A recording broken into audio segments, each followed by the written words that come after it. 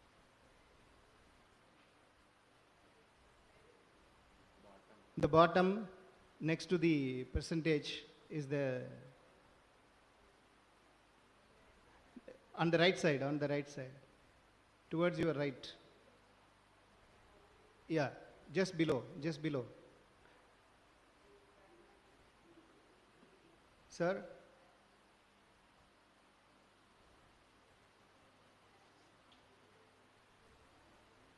What I see is the chat. No, you come a little bit below, notes, comments, in the last line, the lowermost line, notes, comments. Next to that is the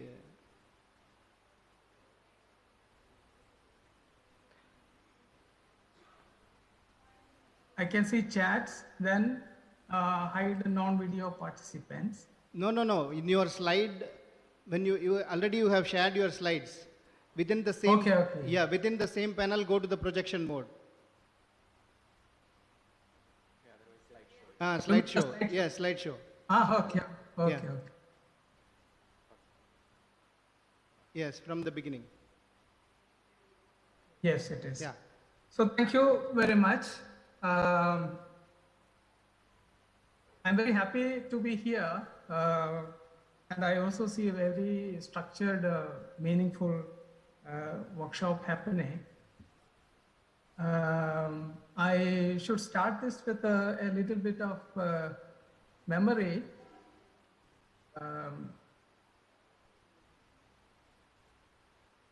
Sometime in the late second half of the 80s, I think 86 or 87, I visited Dr. Swaminathan at his house in Delhi's Green Park when he was talking about the foundation that he was planning.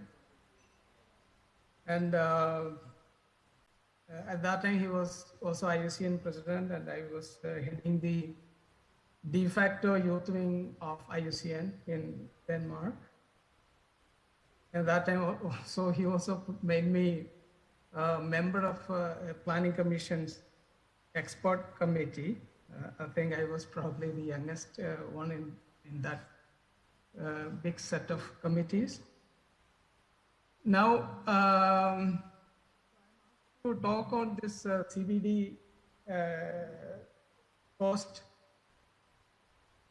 2020 Global Biodiversity Framework, the issues involved it, and also the issues that are emerging. So I will briefly go through the CBD itself and the trajectory that it has been taking. And then we'll go to what's happening with the Global Biodiversity Framework and look at the issues happening there. CBD in 1992 marked a serious departure from the doctrine of conservation that were followed by the previous generation of biodiversity-related conventions. You had CITES, Ramsar, World Heritage, Bonn Convention, and so on. By incorporating the sustainable use and equitable benefit sharing along with the conservation objective. Therefore, it was an important departure. And then the CBD is also balanced along the conservation, the requirements, as well as the imperative of development for a large majority of humanity, especially in the developing world. And CBD also recognized the national sovereign right over biodiversity. Whereas during the negotiation process, what the developed countries wanted to have was to have a recognition that biodiversity is a global common. Like your open oceans, outer space, and so on. But that was completely rejected, and the idea of national sovereign right over biodiversity was recognized. And the convention also recognizes right in its preamble the need for eradicating poverty, which is a priority for developing countries. It also puts in the international law for the first time the customary use, to protect and promote the customary use of biodiversity. And of course, the traditional knowledge, Article 8J, which is quite well known, and access and benefit sharing, the Article 15. Access and benefit sharing, what the Western countries wanted was, because they wanted to, assuming that the biodiversity is going to be recognized as a global common, they wanted to get open and free access to biodiversity. But we changed the table around there also by requiring the 3 conditions for access and benefit sharing, which is not to all. Yeah. Now, although biodiversity was created as a well-balanced treaty, protecting the interest of both the industrial countries and the developing countries that host over 80% of the global biodiversity.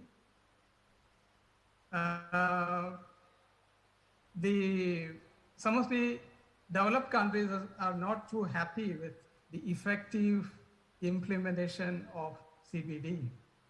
And the USA itself did not join the convention, although they were the ones who initiated the whole process or the whole idea of a convention on biological diversity.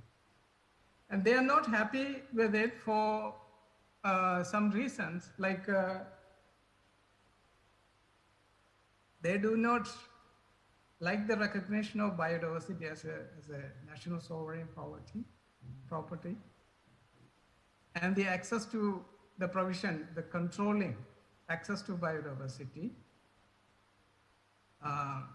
They're not too happy with it, although all countries, all Western countries have ratified it, but still there are ways in which they express their displeasure, and one of those ways is by weakening the effective implementation of CBD.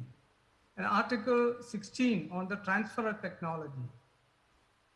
This article says that this is actually a balancing provision for Article 15 about access and benefit sharing.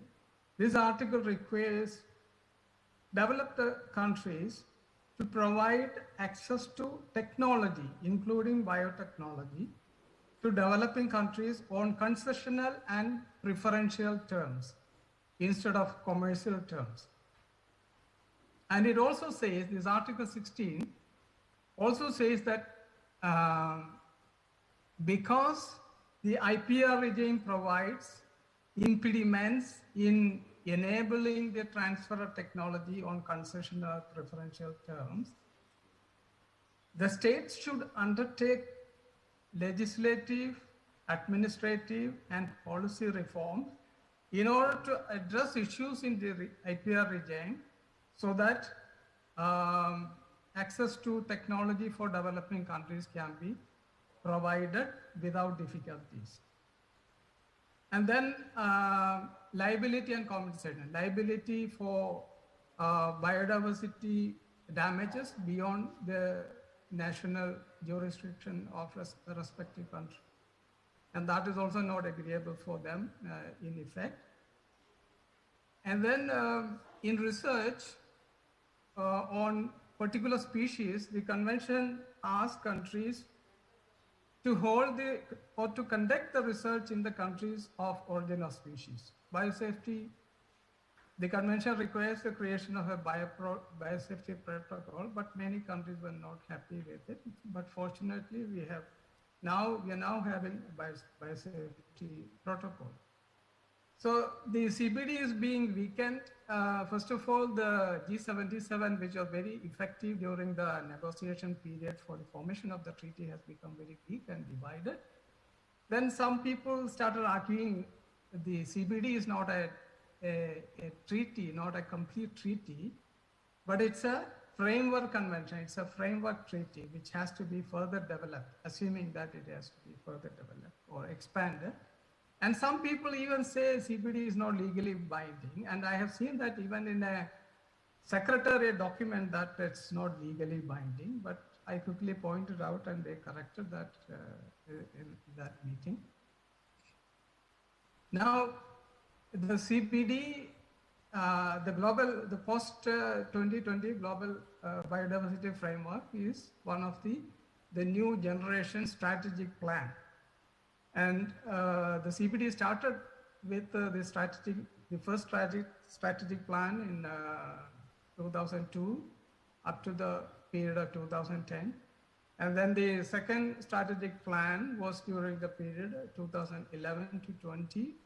It had 20 targets, and it also has the famous IT targets with 5 goals and 20 targets. But interestingly, the recent assessment of the effectiveness of the implementation of the strategic plan by the Secretariat itself in the form of Global Biodiversity Outlook Edition 5 had found that nearly all the targets were not met. Only 6 of them had made any significant Dr. Faizi, you have 3 more minutes to conclude. Okay, now going to the GBF itself. This is actually a work in progress, and it has the following components: the mission statement for the year 2050, and then it has 4 goals, 21 action targets, and it has milestones, 10 milestones, and it has also set a framework for monitoring the progress in implementation. And this is actually a work in progress. Negotiations are being conducted, and this is the draft mission statement. It's very thickly bracketed, meaning issues are not resolved. But this is what it is actually. This is what, something, if you want to make some sense out of it, this is it, but this will not be the final one. And then it was also set a strategy, a vision for 2050, that is living in harmony with nature. The goals the GBF has set, it has set 4 goals.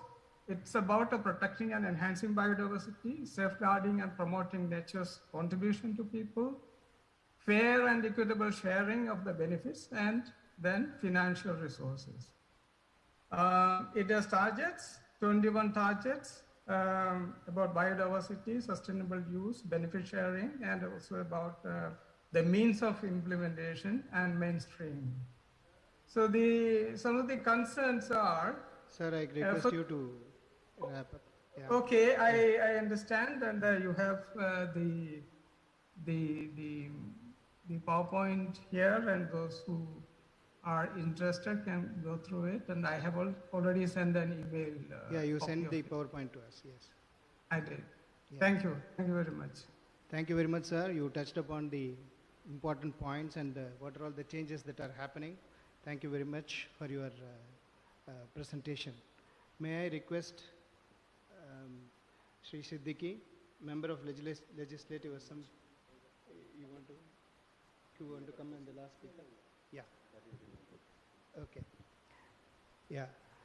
Now shall we have Professor Ramakumar, who is Member of State Planning Board, Government of Kerala, and Professor, School of Development Studies, Tata Institute of Social Sciences. He is joining us online, and his topic is climate change and planning, the way forward. Ramakumar is closely associated with CAbC, and more so with respect to the programs of MSSRF as well. So he needs no introduction here. So straight away, without leaving any time space, may I request Professor Ramakumar to address the gathering.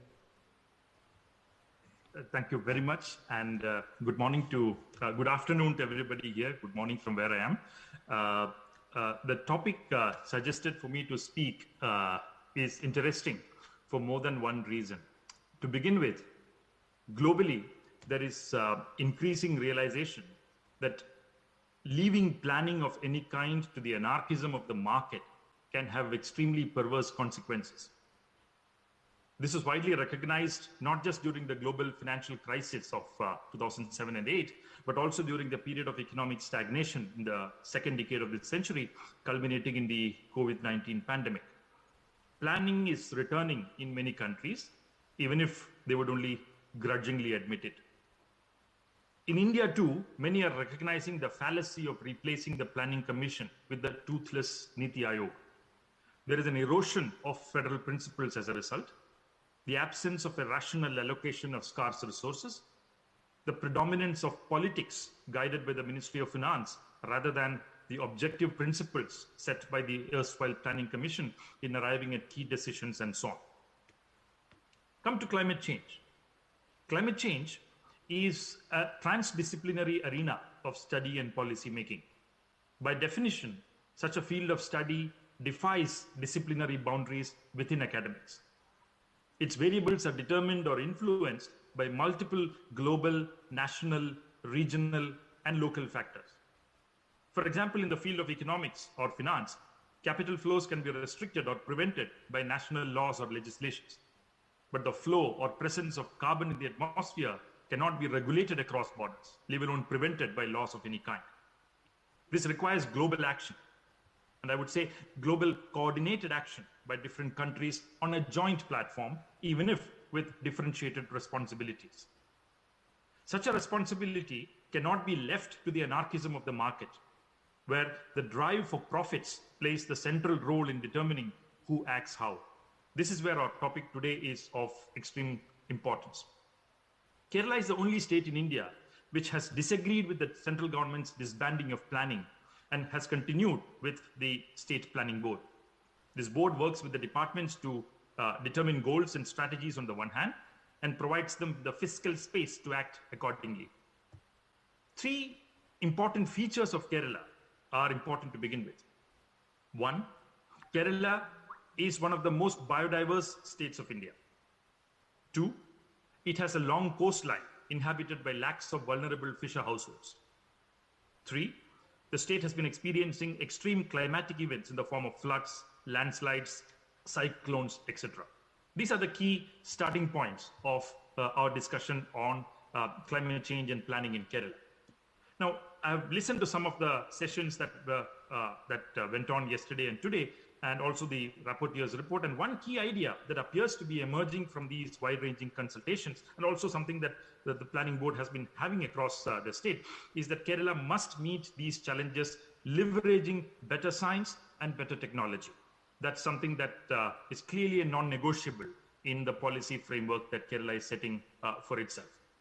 First, I'll make 3 or 4 broad points because we are short of time. First, how do we make agriculture resilient to climate variabilities, even as to protect farmers' interests? Here, in my view, agricultural research holds the key, both to raising productivity and meeting specific environmental challenges. For example, Kerala's rice farmers need new seeds that are not only high-yielding and resistant to pests and diseases, but also tolerant to climate variabilities, salinity, acidity, etc.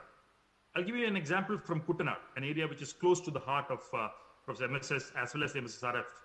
In Kuttanad, we need to keep the Tanirmukkam Bund open for as large a period as possible.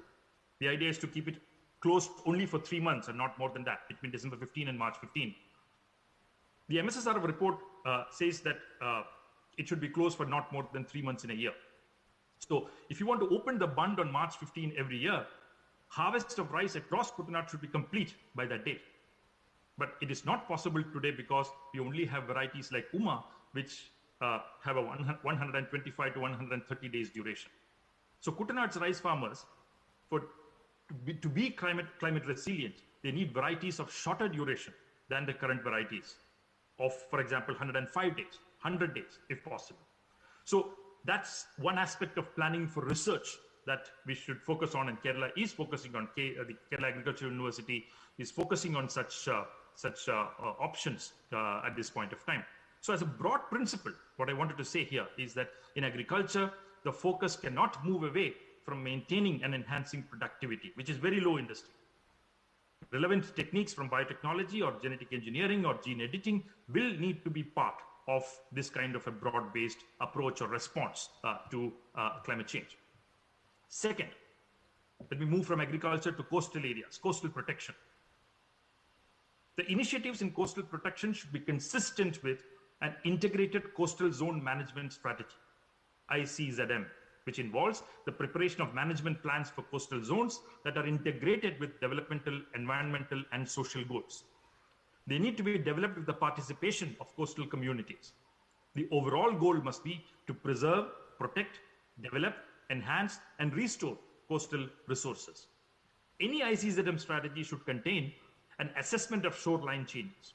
What I'm trying to say here, it cannot be reduced to a strategy of putting stones into the sea, or to use a new framework, to put more tetrapods into the sea. We have moved from stones to tetrapods, that's all. The solution remains the same. So we need an assessment of shoreline changes, resilient measures for mitigating impacts of climate change and high-intensity cyclones, protection of ecologically sensitive areas like mangroves and mudflats, monitoring and abatement of coastal and marine pollution, conservation of coastal and marine bioresources, and improvement of the livelihoods of coastal communities. In other words, it cannot focus exclusively on a set of predefined construction activities of the stone dropping kind.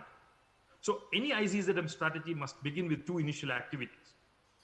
First, there is a need to undertake a regional coastal process study for the Kerala coast, which will help us to have a detailed database on coastal processes required for coastal management. Secondly, there must be a mapping of the coastal morphology, including beach availability and coastal ecosystems. There must be a realistic mapping of the coast demarcating vulnerable coastal stretches, coasts with sufficient beach width, and coasts where the beach is gradually depleting, and mudbank coasts.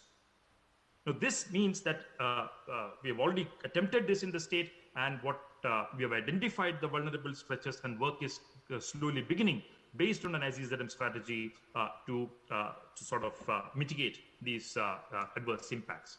From these exercises, we hope that beach management plans will emerge in the state.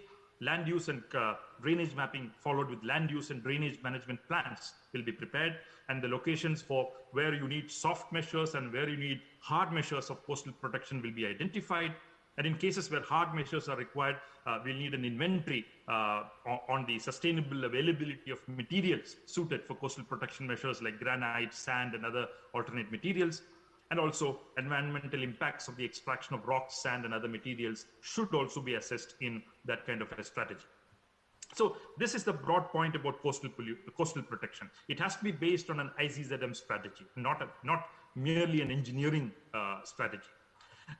Let me come to the third point. I have 3 minutes left, which is biodiversity. As I said, the idea is to improve biodiversity as an ecosystem, to ensure ecosystem services are provided, continue to be provided, but also to ensure that livelihood protection and income generation is ensured for the core stakeholders. Here, the policy has to focus on documenting the biodiversity, cataloging it, which is partly done, partly not done. Only then can you plan for reducing biodiversity loss and ecosystem degeneration.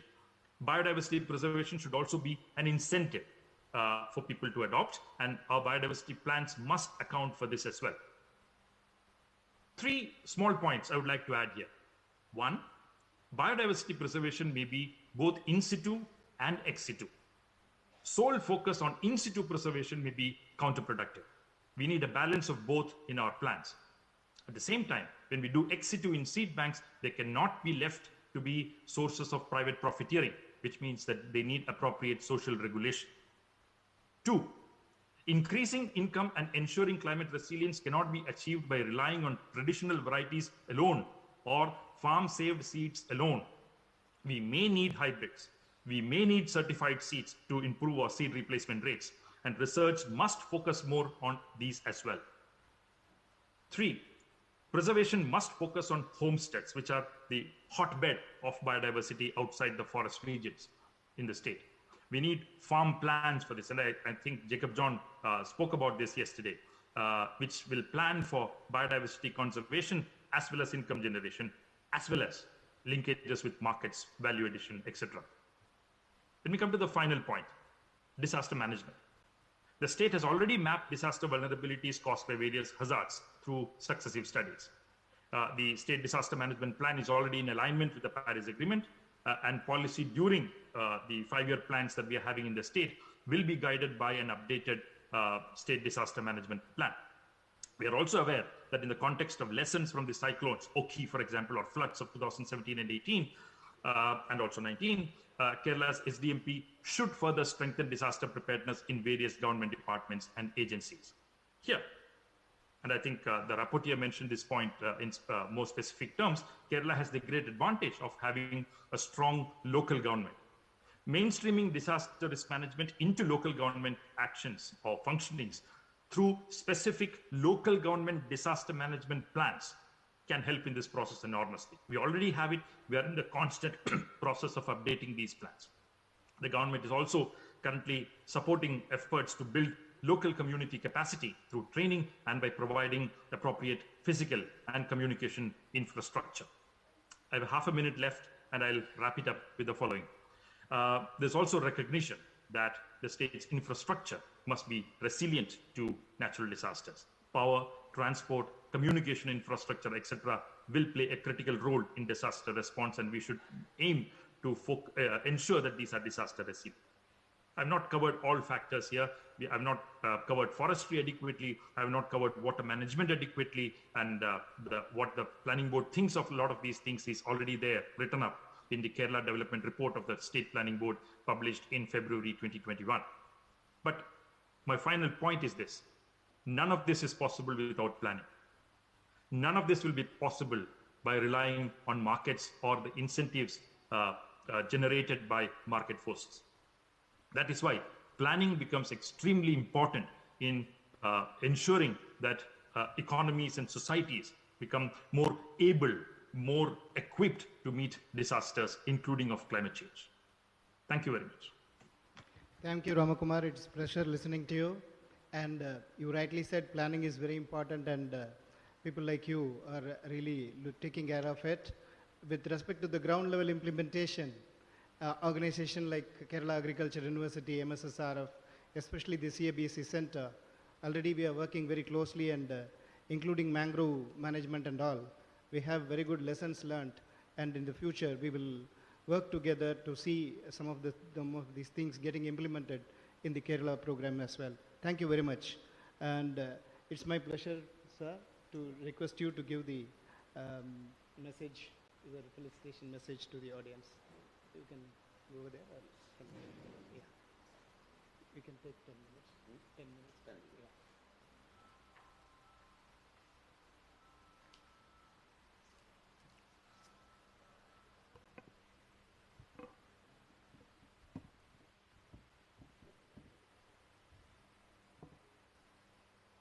Hello.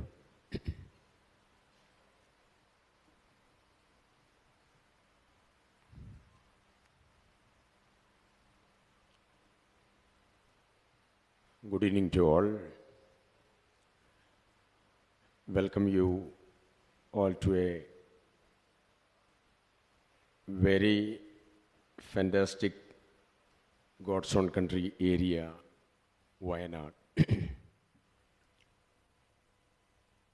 The most respected dignitaries in the dais, Dr. G.N. Hariharan, Executive Director, Dr. E. Surendran, Senior Scientist, CWRDM, Mr. R. Ramkumar, Member of State Planning Board, Government of Kerala, Dr. Shakila, Director, M. S. Swaminathan Foundation Research Center, Dr. Faizi, our Honorable Chairman, Dr. Madhura Swaminathan ji, all the very valuable scientists and research fellows and dignified personalities who is attending this session here. My dear colleague Mr. Majid also. First of all, I will speak in Malayalam to get better output of my mind with your permission. സഹപ്രവർത്തകരെ, സ്നേഹിതരെ, സുഹൃത്തുക്കളെ,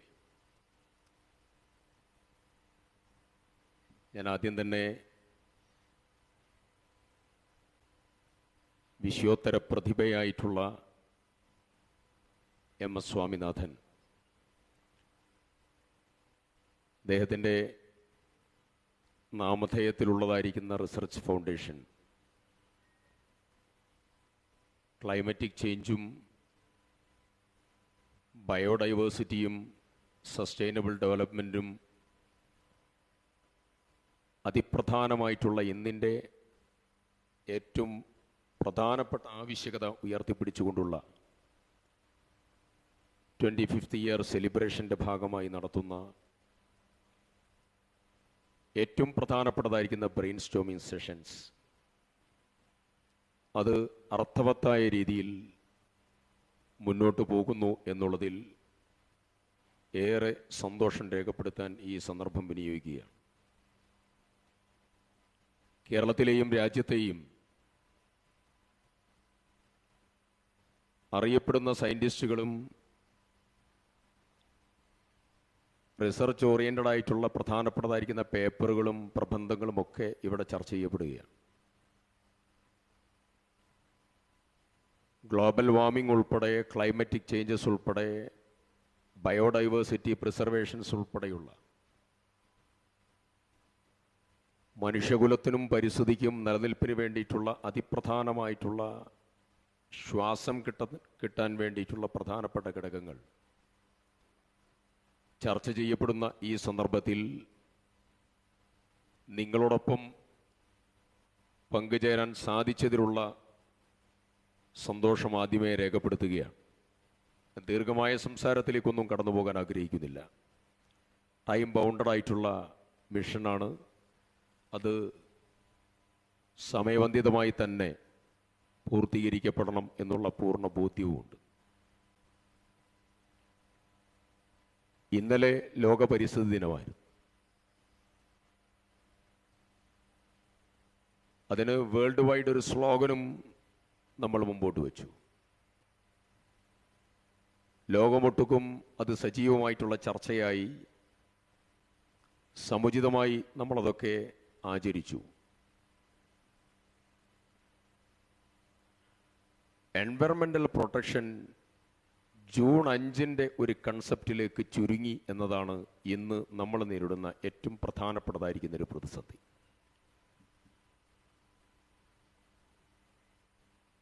June 5 environmental പ്രൊട്ടക്ഷനും June 5 കഴിഞ്ഞാൽ environmental ഡിസ്ട്രക്ഷനുമാണ് പൊതുസമൂഹത്തിൻ്റെ ഏറ്റവും പ്രധാനപ്പെട്ടതായിരിക്കുന്ന കർത്തവ്യവും നിർവഹണവും. അതിൻ്റെ ദുരന്തം നമ്മൾ ഇന്ന് വളരെ ഗൗരവതരമായി ഏറ്റുവാങ്ങിക്കൊണ്ടിരിക്കുകയാണ്. കേരളത്തിലെ 10 ജില്ലകൾ, കേരളം ഒരു എക്സാമ്പിളായി നമ്മൾ എടുക്കുകയാണെങ്കിൽ കേരളത്തിലെ 10 ജില്ലകൾ അതിരൂക്ഷമായിട്ടുള്ള കാലാവസ്ഥാ വ്യതിയാനത്തിൻ്റെ ഭാഗമായി കടലാക്രമണത്തിന് വിധേയമാണ്. 4 ജില്ലകൾ ഒരു കാലഘട്ടത്തിലും നമ്മൾ കേൾക്കാത്തതായിട്ടുള്ള മേഘസ്ഫോടനം, ചക്രവാത ചുഴികൾ, അതിരൂക്ഷമായിട്ടുള്ള മണ്ണിടിച്ചിൽ, പ്രകൃതിക്ഷോഭങ്ങൾ കൊണ്ടും കടുത്ത മഴയും കടുത്ത വരൾച്ചയും എല്ലാമായി 4 ജില്ലകൾ വിധേയമായി കൊണ്ടിരിക്കുന്നു. ഇന്ന് ജൂൺ 6 നമ്മൾ സംവദിക്കുന്നത്. ഒരു 15 കൊല്ലം മുമ്പ്, 10 കൊല്ലം മുമ്പ് ജൂൺ 6 കടുത്ത മഴയിലായിരിക്കും എം എസ് സ്വാമിനാഥൻ ഫൗണ്ടേഷൻ്റെ ഈ ഹാളിൽ നമ്മൾ സംവദിച്ചിട്ടുണ്ടാവുക, മറ്റുള്ളവർ സംവദിച്ചിട്ടുണ്ടാവുക. വലിയ രീതിയിലുള്ളതായിരിക്കുന്ന കാലാവസ്ഥ ചേഞ്ചസ് നടക്കുകയാണ്. ആ ചേഞ്ചസിന് വിധേയമായിട്ടുള്ള കാരണങ്ങളെക്കുറിച്ച് അലാമിംഗ് ആയ സിറ്റുവേഷനെ സംബന്ധിച്ച് നമ്മുടെ മുമ്പിൽ കൃത്യമായിട്ടുള്ള റിപ്പോർട്ടുകളുണ്ട്. ആ റിപ്പോർട്ടുകൾ ഒന്നൊന്നായി ഇപ്പോൾ ഓഖി കേരളത്തിൽ വന്നു. ഓഖി കേരളത്തിൽ വന്നത് കോസ്റ്റൽ മേഖലയിലെ ഒരു വ്യത്യസ്തമായിട്ടുള്ള ഒരു കലാമിറ്റിയുടെ അനുഭവമായിരുന്നു ഓഖി. ഓഖി വന്നതിന് ശേഷം, സുനാമി വന്നതിന് ശേഷം ഇപ്പോഴും നമ്മൾ കോസ്റ്റൽ ഏരിയയുമായി ബന്ധപ്പെട്ടതായിരിക്കുന്ന എല്ലാ പ്രശ്നങ്ങളും നമ്മൾ നേരിടുമ്പോഴും അതിനെ കറക്റ്റായി അഡ്രസ്സ് ചെയ്യാനുള്ളതായിരിക്കുന്ന മെക്കാനിസവും എന്തുകൊണ്ടുണ്ടായി, അതിനുള്ള പരിഹാരമാർഗം എന്ത്, അതിൽ നമ്മുടെ ഹാബിറ്റിൽ വരേണ്ടതായിരിക്കുന്ന മാറ്റങ്ങളും നമ്മുടെ കാഴ്ചപ്പാടിൽ വരേണ്ടതായിരിക്കുന്ന മാറ്റങ്ങളും കൃത്യമായി ജനസമക്ഷം വിവരിച്ചു കൊടുക്കാൻ നമുക്ക് സാധിക്കുന്നില്ല എന്നുള്ളതാണ് ഒരു പ്രധാനപ്പെട്ടതായിരിക്കുന്ന ഘടകം. എല്ലാത്തിനെ സംബന്ധിച്ച് ഇപ്പോൾ ഈ IPCCയുടെ റിപ്പോർട്ട് വന്നു, Inter governmental panel on climatic changes. 66 രാജ്യങ്ങളിൽ നിന്നുള്ള 232 സയന്റിസ്റ്റുകൾ ഗ്ലോബൽ ക്ലൈമാറ്റിക് ചേഞ്ചസിനെ കുറിച്ച് പഠിച്ചു. ആ പഠന റിപ്പോർട്ട് ഏറെ ഗൗരവതരമായിട്ടുള്ള റിപ്പോർട്ടായി. ഇന്ത്യയിൽ വരുന്ന, ലോകത്ത് വന്നിരിക്കുന്ന, കേരളം ഉൾപ്പെടെ വളരെ സെൻസിറ്റീവായിട്ടുള്ള ക്ലൈമാറ്റിക് സോണിൽ നമ്മൾ നിൽക്കുകയാണ്. ഒരു വലിയ അന്തരീക്ഷത്തിലൂടെ നമ്മൾ കടന്നു പോവുകയാണ്. ഭൂമിയുടെയും ജീവജാലങ്ങളുടെയും നിലനിൽപ്പ് ഗൗരവതരമായി ചോദ്യം ചെയ്യപ്പെട്ടുകൊണ്ടിരിക്കുന്ന ഒരു അന്തരീക്ഷത്തിലൂടെ നമ്മൾ പ്രയാണം ചെയ്യുന്നു. IPCCയുടെ 6ാം അവലോകന റിപ്പോർട്ടിന്റെ 1ാം ഭാഗത്ത് തന്നെ കാലാവസ്ഥയുടെ അവലോകനവും ഭൂമിയുടെ ജീവജാലങ്ങൾ, അതിൻ്റെ നിലനിൽപ്പ്, അത് നേരിടുന്ന അപകടകരമായിട്ടുള്ള സാഹചര്യത്തെക്കുറിച്ച് അതിൻ്റെ ഫസ്റ്റ് പാർട്ടിൽ വളരെ കൃത്യതയോടുകൂടി വിവരിച്ചിട്ടുണ്ട്. ഓൾറെഡി നിങ്ങൾക്കൊക്കെ അതിനെക്കുറിച്ച് പഠിക്കുന്നവരും ലഭ്യമാകുന്നതുമായിട്ടുള്ള ആളുകളാണ്. 2100 2 ഡിഗ്രി സെൽഷ്യസ് കൂടുതൽ ആഗോള താപനിലയുടെ വർധനവ്, ആ വർധനവിൻ്റെ കാരണമായി ഐസ് മെൽറ്റ് ചെയ്തുകൊണ്ടും മറ്റ് കാരണങ്ങൾ കൊണ്ടും നമ്മുടെ കടലിൻ്റെ അതിൻ്റെ വെള്ളത്തിൻ്റെ ഉയരം കൂടാനുള്ളതായിരിക്കുന്ന സാധ്യത ഉൾപ്പെടെ എല്ലാം വിവരിച്ചുകൊണ്ടുള്ളതായിരിക്കുന്ന സമഗ്ര റിപ്പോർട്ട്. അതിൽ നമ്മുടെ കൊച്ചി, ബോംബെ പട്ടണം ഉൾപ്പെടെയുള്ള ലോകത്തുള്ളതായിരിക്കുന്ന അതിപ്രധാനമായിട്ടുള്ള നഗരങ്ങൾ വെള്ളത്തിനടിയിലാകാൻ പോകുന്നു എന്നുള്ളതിനെക്കുറിച്ചുള്ള അലാമിംഗ് ആയിട്ടുള്ള സിറ്റുവേഷൻസ് ഉൾപ്പെടെ കൃത്യതയോടുകൂടി പറഞ്ഞിട്ടുണ്ട്. മലയാളികൾ എപ്പോഴും ഊറ്റം കൊള്ളാറുണ്ട്. നമ്മൾ 44 നദികളുള്ളതായിരിക്കുന്ന മനോഹരമായിട്ടുള്ള ഒരിടത്താണ് നമ്മൾ താമസം. ഭൂമിക്കൊരു ചരമഗീതം പാടിയതായിരിക്കുന്ന സുഗതകുമാരി ടീച്ചറുടെ മനോഹരമായിട്ടുള്ള വരികൾ നമ്മുടെ മുമ്പിലുണ്ട്. 44 നദികളിൽ നദികളെ 3-4ആയി, മഹാനദികൾ, ഇടത്തരം നദികൾ, ചെറുനദികൾ 3ആയി വർഗീകരിക്കുമ്പോൾ ഈ കേരളക്കരയിലെ 44 നദികളിൽ ഒരു നദി പോലും മഹാനദിയായി കേരളത്തിൽ ഒന്നുമില്ല. Water the elixir of life എന്നുള്ളതാണ് ഏറ്റവും പ്രധാനപ്പെട്ടതായിരിക്കുന്ന സവിശേഷത. 4 ഇടത്തരം നദികളാണ് നമ്മുടെ കേരളത്തിലുള്ളത്: പെരിയാർ, പമ്പ, നിള, ചാലിയാർ. ബാക്കിയുള്ളത് മുഴുവൻ കണ്ണുനീർ ചാലായി മാറിക്കൊണ്ടിരിക്കുന്നതായ കൊച്ചു ചെറിയതായിരിക്കുന്ന അരുവികളും തോടുകളുമാണ്. അങ്ങനെയുള്ളതായിരിക്കുന്ന കേരളക്കരയിൽ മഴ വരുമ്പോൾ വലിയതായിരിക്കുന്ന പ്രളയം, മഴ കഴിഞ്ഞാൽ പിന്നീട് രൂക്ഷമായിട്ടുള്ള ഡ്രൗട്ട്, ഇത്രയും പ്രതികൂല കാലാവസ്ഥയിലൂടെ കടന്നു പോകുന്ന ഈ സോണിൽ കറക്റ്റായിട്ടുള്ള, ഞാൻ അവസാനിപ്പിക്കുന്നു, കറക്റ്റായിട്ടുള്ള മാപ്പിങ്ങും കറക്റ്റായിട്ടുള്ള ജനങ്ങളുടെ ബോധവൽക്കരണം, കടലിനടുത്ത് താമസിക്കുന്നവരും കടലോര മേഖലയും മലയോര മേഖലയും ഈ 2 മേഖലകളെയും കൃത്യമായി വിന്യസിച്ച് അവിടെയുള്ള ജനതയെ ബയോഡൈവേഴ്സിറ്റി പ്രിസർവേഷൻ്റെ ഏറ്റവും വലിയതായിരിക്കുന്ന ബാലപാഠം മുതൽ പഠിപ്പിച്ചില്ല എങ്കിൽ വരാൻ പോകുന്നതായിരിക്കുന്ന ദിനങ്ങൾ അതിരൂക്ഷമായിട്ടുള്ള പ്രകൃതിയുടെ പ്രതികാരക്രിയക്ക് നാം ഏവരും വിധേയമാകേണ്ടി വരും എന്നുള്ള ഗൗരവതരമായിട്ടുള്ള അടയാളങ്ങൾ നിങ്ങളുമായി ചെറിയ തലത്തിൽ പങ്കുവെച്ചുകൊണ്ട് തൊട്ടപ്പുറ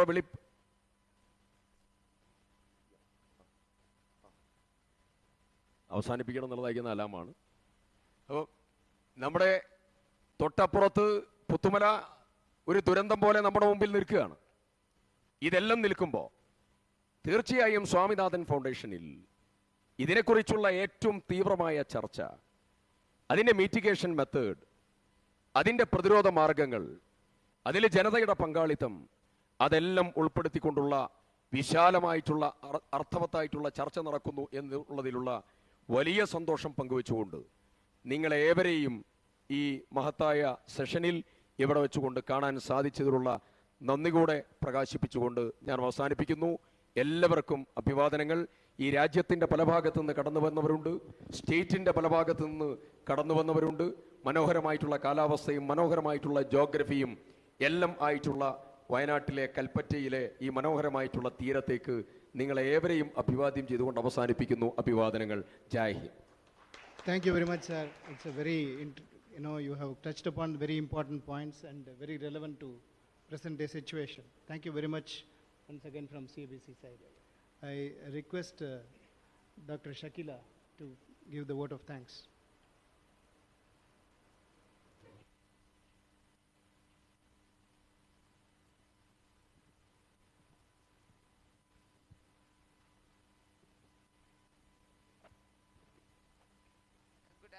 Very good afternoon all. Respected Chairman, Honorable MLA Shri T. Siddiq and Dr. U. Surendran and dignitaries and participants in the audience. In the last 2 days we had fruitful discussions and deliberations particularly focused on the subject biodiversity, climate change and adaptation. Experts from all across the world, either physically or online, they have participated and shared their experience and learnings with us. I would say all the discussions were very meaningful and rewarding, and for all the members attended this program. I am adding that a new dimension or plan of action to utilize and manage agrobiodiversity in the light of climate change has been emerged out of this seminar. These days are too rewarding and benefiting for CAbC especially. Now my responsibility is to extend vote of thanks for the program. So at the outset I would like to thank Honorable MLA who has come in his busy schedule.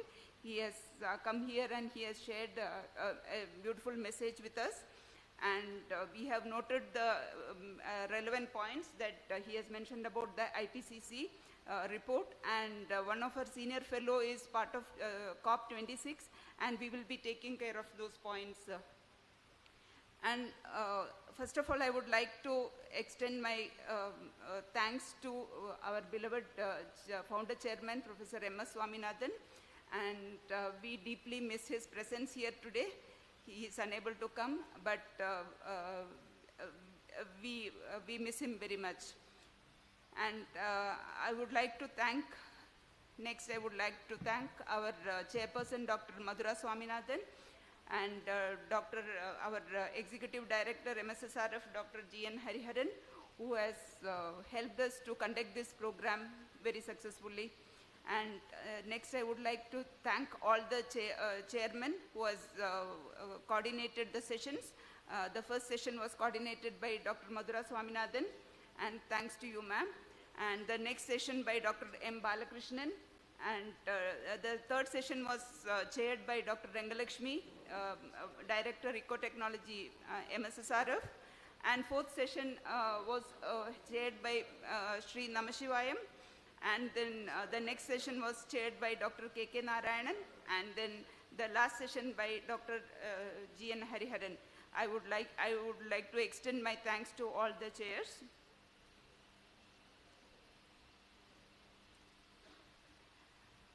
And I would like to extend our hearty thanks to all the resource persons who attended offline and online. At the last, I thank all the partners and institutional representatives, staff members of MSSRF, without which this program would not have been so successful.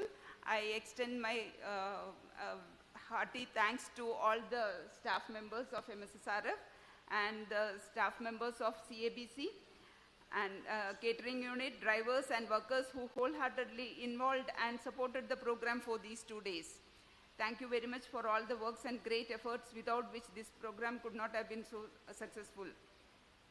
Finally, I thank all members who in one way or another way supported this program. We are in need of your continued support in the days to come. Thank you all. Yes, yeah. Sorry, I would like to extend my thanks to print and media. They have, from the beginning, they have cooperated with us and supported this program very well. Thank you so much. Yeah, now the session is closed. Thank you.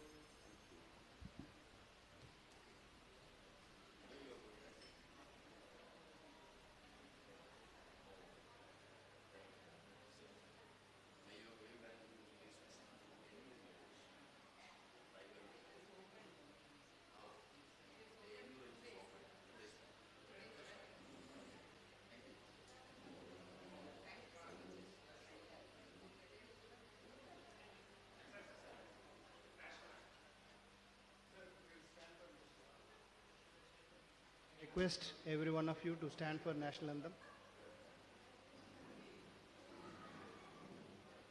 Jana Gana Mana Adhinayaka Jai.